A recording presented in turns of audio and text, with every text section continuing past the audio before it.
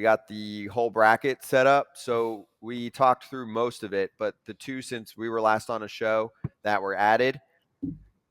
Number 1, Luis Robert, which I think that was an AJ pick. Did you set that up? No, I'm surprised he's doing it. Surprised the White Sox are letting him do it, but I'm happy Why? because that dude can hit bombs. Because he Because gets he's hurt a lot? well, yeah, and he's been their best player by far this year, so they don't need him getting hurt. And everyone thinks it's going to mess up your swing, so you don't need to mess up his swing. But hopefully he goes in and dominates because he can hit balls crazy far.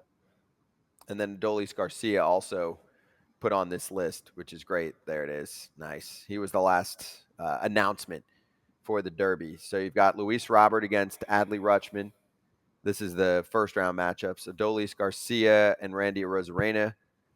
Pete Alonso against Julio Rodriguez, which should be epic. Oof. That's the one I'm circling for round 1. And then Mookie against Vladdy Jr.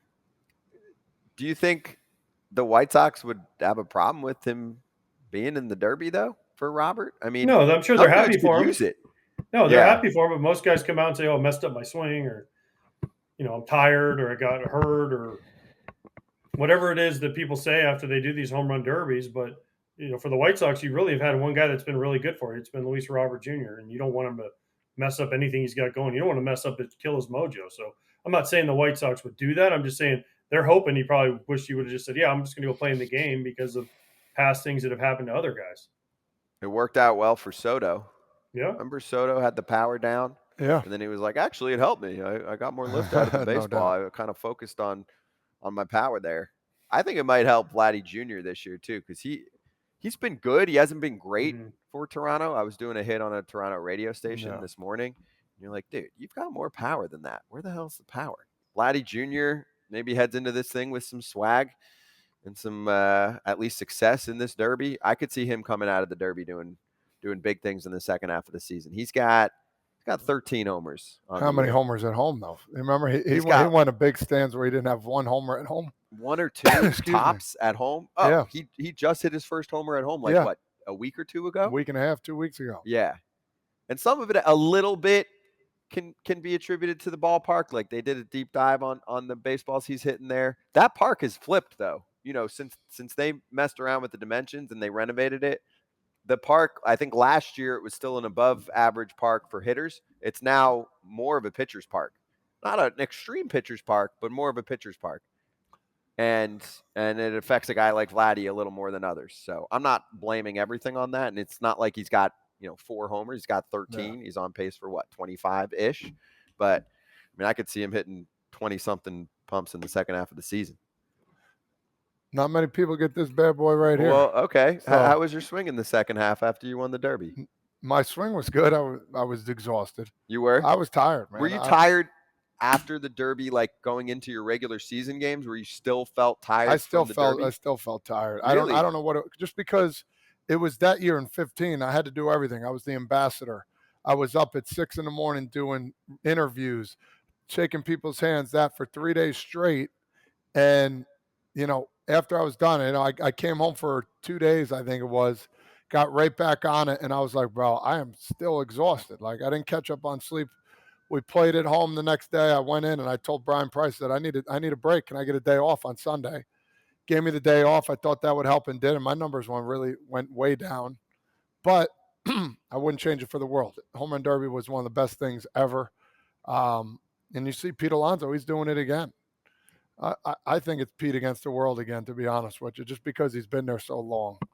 And I see Adolis Garcia as like one of those underdogs. Oh, yeah. That won't get tired and just keep crushing. His sweat dripping off him like Shaq in the playoffs, just crushing homers. So those two guys I'm going to be looking out for. Let me ask you, during your Derby win for the second half, do you think it had more to do with them just asking you to do a billion things? I think that was part of it. In the city. I think that was part of it. Or the Derby itself. Because like you look and there's always at least 1 or 2 of those guys. Like for me, and you ended up fine, but like Ohtani was doing everything last year, even though it wasn't. I mean, it was kind of it was in LA. It was close enough. Of course. This year, of course, Julio. So now he's actually going to be in the game. He's in the Derby. He's going to do a billion different things. So I could see him second half of the season, maybe, at least in the first few days, Maybe I was just out of shape. Out of shape or lack of sleep? I think a little bit of both. Still trying to. Yeah, I don't know. I can't explain it. I don't believe that it's going to ruin your swing.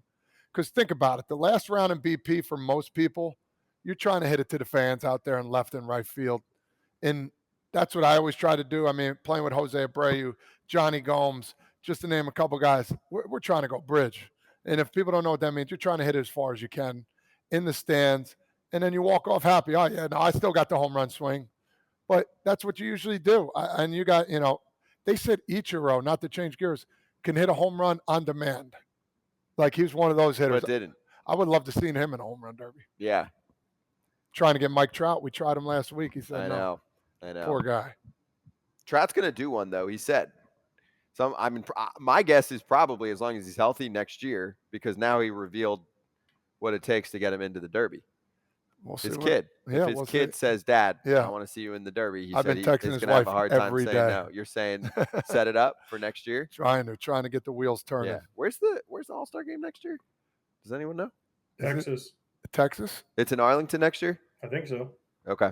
That's a monster park. It's not going to hold anybody, but it's a big park. You're going to have to muster them up out of there. Yep. We'll see. Who's going to bring this trophy home, man? Good luck. Pete might have 3. Pete might have 3. Yeah. You guys forget Julio Rodriguez knocked Pete Alonso out last year, so a little grudge match. And Rosarena and Garcia are best friends, so that's going to be interesting to see how they handle that. Oh, baby. I can't wait. Is it which one do you want to see in the first round the most? Like which one? Because we'll be there, AJ. We'll be in like one of the suites hanging out. And what's the one where it's like, okay, I'm going outside to the seats. I got to make sure I watch this round. Is it the Julio versus Pete? Yeah, and I also want to see how Adley does, and I want to see what side he hits from. If he hits left or right-handed, because in Seattle it does matter. I think which way he hits, but I think Pete versus Julio again. Julio at home. Pete knocked Pete out last year. That was a big upset. So Pete's going to want to get him this year. So I think they're going to both be bringing it. Yeah, I'm curious to see how Julio does in front of the spotlight and all that. And plus, he's had just an okay first half of the season. And Seattle's been a huge disappointment as a ball club. True. Huge disappointment so far this year.